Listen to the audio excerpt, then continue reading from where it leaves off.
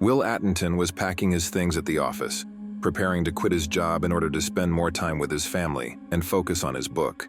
His colleagues celebrated his farewell, telling him they would miss him because he was the best editor the company had. Sadie gave Will the contact information of the best contractor in Fairfield County, and he bid her farewell. On his way home, Heather Keller gave Will a lift, and he thanked her. When Will finally arrived home, he saw his beautiful wife, Libby, standing outside the house. Will hugged her happily, and Libby discovered his resignation, which made them both happy. Inside the house, the kids were giggling. Dee Dee and Trish surprised Will by showing him a painting they had drawn on the staircase, and Will really liked it. Libby asked Will to tell her about the novel he was writing, but he said he couldn't, because sharing it might cause it to disappear. Will also told Libby that he could see the characters in his mind as clearly as he saw her standing in front of him. Libby thanked Will for the flowers she had found on the porch in the morning, but Will said he hadn't given them to her, and suggested they might be from a secret admirer. Libby also told Will she felt safe with him. While Will was cleaning the snow from the yard, he noticed a strange man glaring at him. The man was Jack Patterson, the ex-husband of Ann Patterson, and Jack was there to take his daughter Chloe. Libby was teaching piano to their daughter when she showed Will some dates written on the wall. Jack Patterson had financial statement reports and soon realized he couldn't gain custody of his daughter. While Will was writing, Dee Dee ran into his room, terrified, and hid under his desk. Trish then told Libby and Will that Dee Dee had seen a man looking at them through the window. Will reassured them, suggesting Dee Dee had mistaken the tree at the end of the garden for someone, or perhaps she had seen her own reflection. Suddenly, the roof tent fell onto the window pane, and they all laughed. When Will went to fix the roof tent, he noticed footprints from a grown man and realized Dee Dee had been right. The man had been watching them from every corner of their house. Will suspected he might be the one who had sent the flowers to Libby. Libby asked Will what was troubling him, but he changed the subject, complimented her on her beauty, and told her to stay beautiful forever. That night, while Will was sleeping beside Libby, he heard noises in the house. He went to investigate, only to hear the doorbell ring. He went down to the basement and was shocked to find a group of people dressed in punk clothing performing a strange ritual. Will chased them when they tried to escape and caught one of the girls.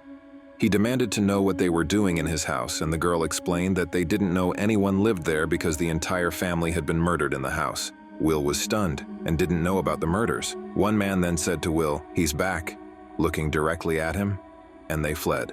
Will told Libby to go back to bed and assured her he'd be back in a minute. He discovered ritual items in the basement with the words Peter Ward Slaughterhouse written on them. Will went to the police to ask about the murders, and they told him the case was still open. They suspected the father, Peter Ward, might have killed his family and was the only survivor. Will pushed to see the case files since he had bought the house, but they refused, citing public privacy. When Will returned home, Libby told him that a child had told Dee Dee that everyone who lived in their house had been killed, which upset Dee Dee. Will decided to find out why people were saying this. He visited their neighbor Ann and told her he knew Chloe hadn't meant to say anything. But Dee Dee and Trish overheard Chloe talking about the murders, which upset them. Will also asked Ann if she had left the flowers on the porch for their 5th anniversary, but she denied it. That night, Libby woke up and found that Will wasn't in bed. She discovered he was in the basement cleaning up the ritual items. She read the words Peter Ward Slaughterhouse on the wall and asked Will who Peter Ward was. Will explained that he didn't want to worry her and that they shouldn't have moved to the city. Libby became upset, thinking something was wrong with the house.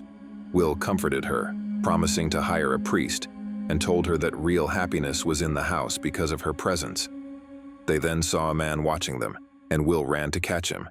While chasing the man, Will tripped, and the man managed to escape. When Will and Libby couldn't find the children in their room, they began searching. Will eventually found them in a secret room in the children's room, where they had been playing as Catherine and Beatrice. Will discovered a book about Catherine Ward and a toy belonging to Beatrice Ward, the previous owners. Libby and Will read the newspaper article about the murder of the Ward family, and Libby pointed out that their neighbors hadn't said anything about it. They also read that the suspect, Peter Ward, had been released from Greenhaven Psychiatric Hospital. Ann Patterson came to Will's house and gave him some stew. Will asked Libby to come downstairs to greet Ann, but Libby said she would stay upstairs. Ann waited for a while before leaving. Will then confronted Libby, asking why she hadn't greeted Ann. Libby showed Will bullet holes in the wall, explaining that they were from when the mother and children were killed. They also read in the newspaper that Peter Ward had been released from the hospital. Will visited Greenhaven Hospital to find out more about Peter Ward. A nurse, Eunice, told him he needed to speak with Mrs. O'Brien. Will went to room 308, where he found Peter Ward's family photo. A man entered the room and Will, angry, told him he would kill Peter Ward if he came near his family. The man explained that he was not Peter Ward, but Martin, and that Peter had been released from the hospital. Will apologized for his outburst and returned home. Libby asked Will why he had been hiding things from her. Will assured her that Peter wasn't at Harkness, but Libby grew worried, believing that Peter might be the one spying on her and the children. They noticed a car parked outside their house, and when Will went outside to check, the driver tried to run him over before speeding away. Will stopped the police and told them about the car, but they didn't believe him. Anne was seen arguing with the police.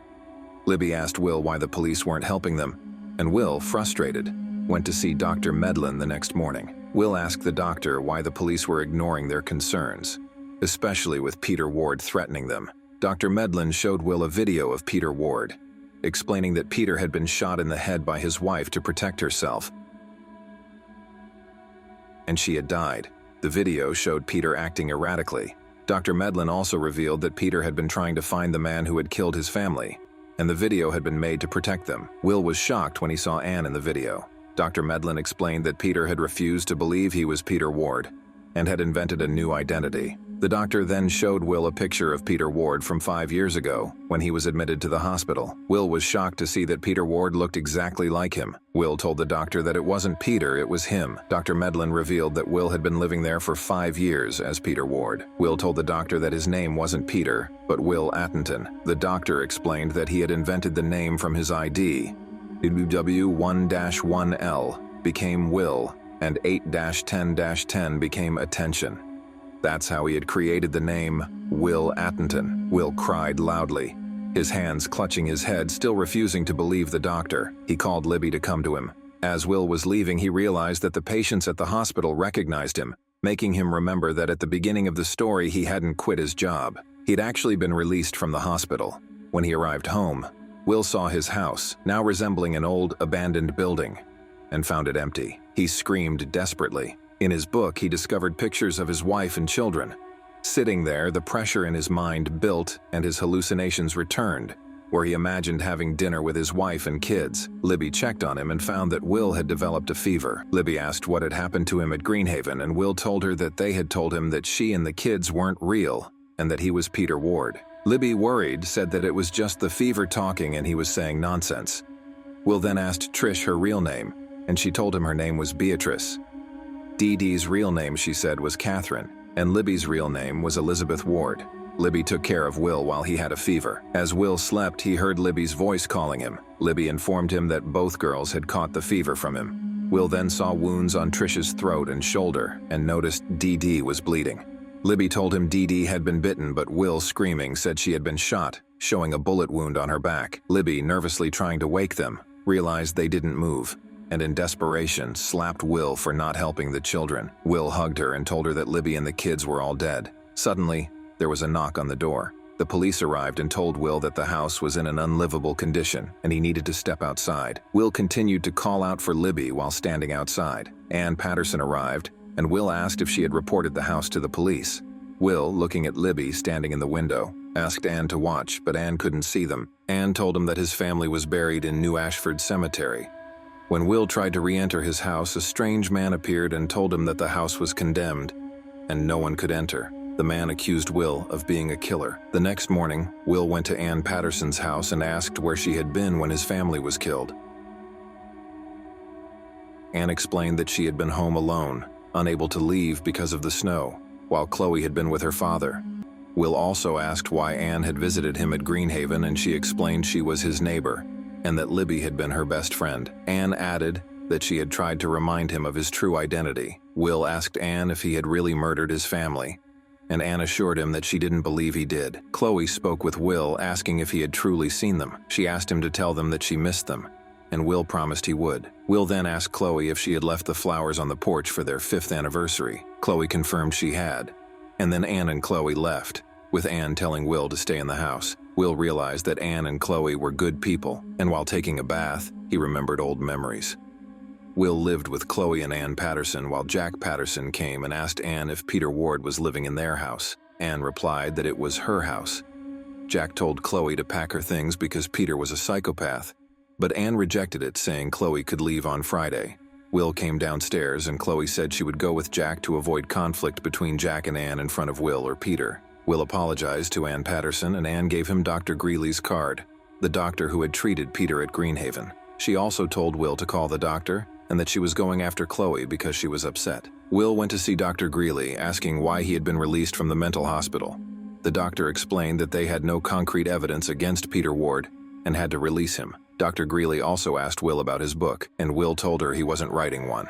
Will then asked the doctor if he had really killed his family, and Dr. Greeley replied that she honestly didn't know. Will said he wanted to find the killer of his family, even if it turned out he was the one who had killed them. Will broke into his own house and Ann Patterson witnessed this. He broke the seal, and suddenly Libby appeared behind him and hugged him. He again saw his daughters playing, only this time, they were ghosts. Will put the kids to bed and asked Libby to tell him everything she knew about what had happened that night. Libby explained that she had heard someone on the stairs that night and had gone out, thinking it was Peter. She fell, and then she saw the kids and took care of them. Libby began to cry, telling Peter she had been painting the wall and had tried to call him because she was worried about him, but he hadn't come. Peter then asked Libby why she had shot him, and Libby explained that she had tried to shoot the man who had shot their daughters, but she had accidentally shot Peter in the head instead. Libby apologized to Peter. Suddenly, Ann Patterson knocked on the door and asked if Peter was there. Peter grabbed Ann and demanded that she tell him the truth about what happened that night. Ann revealed that she had gone to Greenhaven to tell him everything, but he hadn't listened. He hadn't accepted that his family was dead and needed to let them go. Ann also urged Peter to leave the house, as staying there would make him go crazy. Peter then asked Ann how Libby had died. Peter started to remember that night when Libby and the kids came down, thinking it was Peter, but it was a strange man named Boyce. Boyce pointed a gun at Libby and the kids. Meanwhile, Peter had overheard this while on the phone and rushed back home. Boyce shot Libby and Peter and Boyce fought. Libby, injured, grabbed a gun and tried to shoot Boyce, but accidentally shot Peter instead. In the present, while Ann was telling Peter this, Jack Patterson appeared at Peter's house, pointing a gun at them. Peter told Jack they could have a conversation, but Boyce began beating Peter. Boyce, hired by Jack, was meant to kill Ann, but Jack admitted that Boyce had entered the wrong house.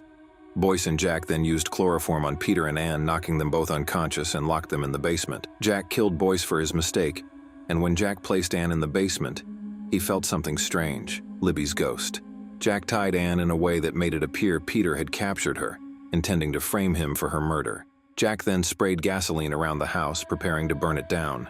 As the house caught fire, Peter woke up to the sound of Libby's voice. He fought off Jack, knocking him out, and saved Ann. Jack was burned alive, and Peter, determined not to lose Libby, ran back into the house to find her. He told Libby he didn't want to lose her, but Libby told him he had to go.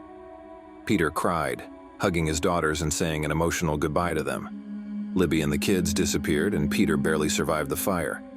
Years later, Peter Ward's book was announced as a bestseller, titled Dream House, inspired by his own story. And to enter a new story that piques your interest, I recommend you click on my playlist on the right next.